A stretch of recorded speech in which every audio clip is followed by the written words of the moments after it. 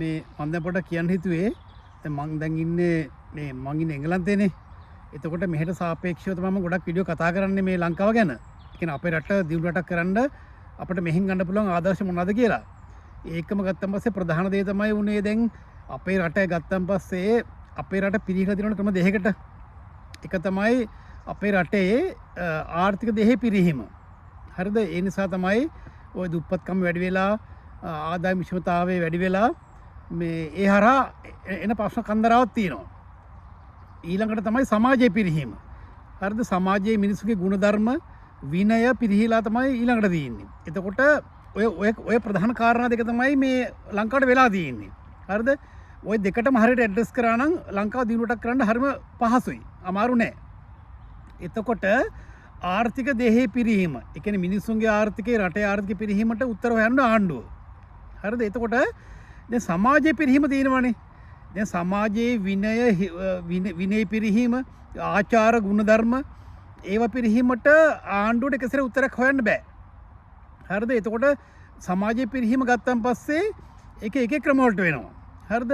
ඒකේ ඇවිල්ලා ස්ත්‍රී දූෂණ, ළමා අපචාර, හොරකම්, මංකොල්ලකෑම්, මිනිමැරීම්, හරිද? ගහ ගන්න එක, බැන ගන්න එක, හරිද? ඒවා අයිති සමාජ දෙහෙට ඒවා අයිති. සමාජ දෙහෙට ඒක අයිති. එතකොට දැන් අපි මේ දවස්වල අපිට මම පොඩ්ඩක් මේ දැන් කතා කරන්න හිතුවේ මේ මත්ද්‍රව්‍ය ගැන. දැන් මත්ද්‍රව්‍ය ඇයි මෙච්චර නවත්තන්න බැරි? මොකද බලන්න දැන් හැම සතියකම සාමාන්‍ය මත්ද්‍රව්‍ය කිලෝ මම වර්ග කරන්නේ මත්ද්‍රව්‍ය කිලෝ සාමාන්‍යයෙන් 10 15 50 60ම කිලෝ අහු වෙනවනේ. ඒව රට ඇතුලෙන් අහු වෙනවා, එයාපෝට්ටෙන් අහු වෙනවා, ඊට පස්සේ මුහුදෙන් අහු වෙනවා. එතකොට මේක මාර විනාශයක් නේ මේක. දැන් මම ඉන්නේ UK නේ, ඉංග්ලන්ඩ්. එතකොට මෙහෙත් මත්ද්‍රව්‍ය තියෙනවා. හරිද? මත්ද්‍රව්‍ය කියන එක ලෝකෙ කොහෙවත් නැති කරන්න බෑ. සම්පූර්ණයෙන්ම නැති කරන්න බැරි දෙයක් තමයි මත්ද්‍රව්‍ය කියන්නේ.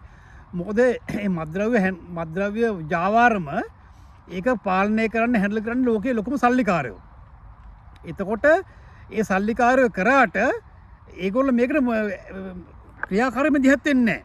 හරිද? ඒගොල්ලෝ සල්ලි වලින් කරන දේවල්ට ඒගොල්ලෝ කරනවා. ඒ කියන්නේ මත්ද්‍රව්‍ය නිෂ්පාදනය කරන්නට සල්ලි ගෙවලා ඒව එහෙම මෙන් ට්‍රාන්ස්පෝර්ට් කරලා මේ අපේ වගේ දුප්පත් රටවල එවනවා. හරිද? එතකොට ඒ පාර්ට් එක හැන්ඩල් කරන්නේ ඒගොල්ලෝ. එතකොට මේක ලංකාවට ඇතුළට ආව ගමන ඉඳලා මේකට උදව් කර ලංකාවේ සෙට් එකක් ඉන්නවනේ. දේශපාලකයෝ, ඔය ජාවාරම් කර සල්ලිකාරයෝ, හරිද? එහෙම සෙට් එකක් ලංකාවේ ඉන්නවනේ. එතකොට මේක හරි පාලනය කරන්න හරි අමාරු දෙයක් මේක. එතකොට දැන් ආණ්ඩුව දැන් මේ අපි දශක ගණනාවක් තිබ්බා කිසිම ආණ්ඩුවකින් මේක උන්නේ නැහනේ හරියට. එතකොට දැන් මේක ඇත්තට මත්ද්‍රව්‍ය ලංකාවට මෙච්චර බහින්න පටන් ගත්තේ 77න් පස්සේනේ. එතකොට දැන් 77 ඉඳලා දශක ගණනාවක් ගිහිල්ලා දැන් වෙනස් ආණ්ඩුවක් දැන් ඇවිල්ලා තියෙනවනේ. ඒතර මේ ආණ්ඩුව උත්සාහ ගන්නවා පොලිසිය, හමුදාව, නේවි එක, එයාපෝට් එක එකතු කරලා රට ඇතුළට එන එක වළක්වන්න. හරිද? ඒ වගේම පොලිසිය ඇතුලේ රට ඇතුලේ වැටලීම් කරලා ඒ හරහා රට ඇතුළට එන මත්ද්‍රව්‍ය අල්ලගෙන එහෙම දේවල් පොලිසිය කරනවා. හරිද? නමුත් ඒ වුණාට දන්නවද මේක එහෙම නවත්තන්න බෑ. හරිද? රට ඇතුළට මත්ද්‍රව්‍ය එන්නේ ඇයි? එන්නේ රට ඇතුළේ මිනිස්සු බොන හින්දානේ. ඒ නිසා අපේ රටේ ඉන්න මිනිස්සුන්ගේ ලොකු වගකීමක් තියෙනවා. සමාජෙම වගකීමක් තියෙනවා මේක නවත්තන්න උදව් කරන එක. හරිද? දැන් මම ගෙවල් බණ්ඩාර වෙලනේ. ඒතකොට මම බණ්ඩාර හිටියා 80 දශකයේ 90 දශකයේ මම බණ්ඩාර හිටියේ. මම ඊට පස්සේ හිටියේ මාතර. ඊළඟ දශකයේ භාගයක් මම හිටියේ මාතර. හරිද? එතකොට මේ බණ්ඩාර වල අපි හිටපු කාලේ අපේ ගමේ කුඩු බිපු එකෙක්වත් හිටියේ නෑ. මගේ වයසේ අපි හිටියා එන සෙට් එකක් හිටියා අපේ ගම්වල මේ කවුරුත් හිටියා කුඩු බොන කට්ටිය. අපේ ඉස්කෝලේ මම ඉස්සලාම ඉස්කෝලේ ගියේ බුත්තර ඇත්තලපිටිය ඉස්කෝලේ ගියා බණ්ඩාර වෙල. ඒකේ හිටියෙත් නෑ කුඩු ගහනව මන් දන්න විදිහට. මන් දන්න අයගෙන්. අපිට දන්න කෙනෙකුත් නෑ ගමේ. හරි. ඊට පස්සේ මම බුත්තර දුටුගැමුණු ඉස්කෝලේ ගියා. ඒකෙත් කුඩු ගහනවා මම දැකලා නෑ. ඊට පස්සේ මම ගියා බණ්ඩාර ධර්මපාල විද්‍යාලයට. ඒකෙත් කුඩු ගහන කෙනෙක්ට හම්බෙලා නෑ. ඊට පස්සේ මම ගියා බණ්ඩාර මධ්‍ය මහාවිද්‍යාලයට.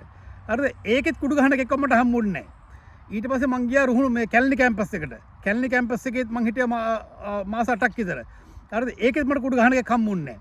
ඊට පස්සේ මම රුහුණු කැම්පස් එකට මාපලාන ඇග්‍රිකල්චර් ෆැකල්ටියට. හරිද? ඒකෙත් කුඩු ගහන එකක් හම්බුන්නේ නැහැ. හරිද? ඊට රස්සා කරන්න කියන්නේ මම රස්සා කරන්න ගියා ඇඹිලිපිටිය, රත්නපුර, පොළොන්නරුව, කොළඹ. හරිද? ඒවට ගියාන් පස්සේ ඔන්න කට්ටිය හම්බ වෙනවා දැන් එතකොට. හරිද? එතකොට අපි වැඩ කරන අපි රස්සා කරනකොට අපට හම්බෙන කුඩු ගහන හම්බෙනවා ගම්වල. හරිද? එතකොට මේක ඇවිල්ලා තනි කරම මේක එතකොට මම කියන්න ගියේ මේක ආණ්ඩුවට කරන්න පුළුවන් දෙයක් නෙවෙයි. මේක අපේ සමාජ අපේ ගමේ කට්ටිය ඉන්නවනේ දැන් අපේ ගමේ බණ්ඩාරලා අපේ ගමේ කුඩු ගහන කෙනෙක් ඉතින් අපි දන්නවනේ. ඒ හින්දා ලංකාවේ හැම පුරවැසියෙක්ගේ වකීම තමයි තමන් ගමේ කුඩු ගහන කෙනෙක් ඉන්නවනම් ඒ විස්තර පොලිසියට දෙන්න. හරි ඒක කුඩු ගහන කෙනෙක් ඉන්නවා කියන්නේ කුඩු විකුණන කෙනෙකු ගමේ ඉන්නවනේ. ඒ ඌ ගැනත් විස්තර දන්න පොලිසියට දෙන්න ඒවා. තමන් දන්න විස්තර හැමදේම පොලිසියට දෙන්න කුඩු විකුණන උන් සම්බන්ධ කුඩු ගහන උන් සම්බන්ධව. ඒතර පොලිසියට පහසුයි මේව අල්ලගන්න. මොකද දැන් හිතන්නකෝ අපි කවුරු හරි කුඩු ගහනවා කුඩු විකුණන අපි දන්නවා. එතකොට අපි සද්දනක හිටියා කියන්නකෝ. එතකොට කවදා හරි දන්නවද? කවදා හරි අපේ ළමයිකුත් මේකට බිලි වෙනව නේද? එහෙම හිතන්න. තමන්ගේ ළමයිකු මේක බිලි වෙන්න පුළුවන් මේකට අනිවාර්යයෙන්ම. මොකද දැන් ඔය කුඩු විකුණන අය පරම්පරා ගානක් තිස්සේ ඔක කරනවනේ. එතකොට කුඩු බිස්නස් කරන අයට ඊළඟ පරම්පරාවත් ඕන. එහෙනම් කොහොමද මේක ව්‍යාප්ත කරනවා? මේක පාසල් ළමුන් හරහා ව්‍යාප්ත කරනවනේ. දැන් මම කොළඹ ඉන්නකොට මගේ පුතා ගියේ කොළඹ ඉස්කෝලේක. එතකොට ඒ ඉස්කෝලේ අවටත් මේ කුඩු විකුණනුන් ඉන්නවා. හරිද? ඒක මෙහෙමයි. ඒක පොලිසිය කෙලින්ම දන්නේ නැතුව ඇති. ඒ වුණාට අපි දන්නවනේ. අපි සමාජයේ සැරසරනකොට අපි දන්නවනේ කවුද කුඩු ගහන්නේ කවුද විකුණන්නේ කියලා. ඇත්තට මට කියන්න දුකයි. මම කොළඹ ආවන් පස්සේ මගේ දන්න හොඳ යාළුවන්ගේ ළමයි කුඩු ගහපුවයි හිටියා. කුඩු ගහනයි හිටියා. ඒ අම්මලා ඇවිල්ලා අපිත් එක්ක කතා කරලා අඬනවා. තාත්තලා අපිත් එක්ක අඬනවා. මචං මොකද්ද මේකට කරන්නේ? කොහොමද මේක වළක්වා ගන්න කියලා. ඒක තමයි කියන්නේ අවධානයෙන් ඉන්න ළමයි ගැන. ළමයි ගැන අවධානයෙන් ඉඳලා කොහොම හරි දන්න හැම ඉන්ෆෝමේෂන් එකක්ම පොලිසියට දෙන්න. හරිද? එහෙම දීලා තමයි අපේ රටේ පරම්පරාව හදාගන්න පුළුවන්. මොකද පොලිසියට පුළුවන් ඔත්තු වලින් කුඩු ජාවාරම් කරුන් අල්ලගන්න පුළුවන් වුණාට ගහනෙන් අර කුඩු ගහන කෙනාට විකුණන එක අල්ලගන්න බෑනේ. අන්න එතන තමයි බරපතල ප්‍රශ්නේ තියෙන්නේ. මොකද කුඩු ගහන එකට විකුණන එක විකුණන්නේ මම ආර විදියට ඔය ලයිට් කණුවක් අස්සේ ඔය කොහෙර කුණු බාල්දියක් අස්සේ එහෙමනේ කුඩු විකුණන්නේ. එතකොට සල්ලි ගන්න TC කෑෂ් එකම සල්ලි ගන්නවා. හරිද? ඒ වගේ ක්‍රමනේ අනුගමනය කරන්නේ නීතිය මගහරින්න. ඒ හින්දා හැමෝම උදව් කරන්න මේ මද්ද්‍රව්‍ය ව්‍යාපාර නවත්තන්න විනාශ කරන්න ලංකාවේ තුරන් කරලා දාන්න හැමෝම උදව් කරන්න මේකට. තමන්ගේ ළමයා කුඩු ගැහුවොත් ඒව හංගන්න එපා. ඒව පොලිසියට කියන්න. ඒතකොට ළමයා ඔයාට කිව්වේ නැතුණාට කුඩු විකුණන්නේ කවුද කියලා ළමයා පොලිසියට කියයි. හරිද? ඒ වගේ දේවල් හංගන්න එපා.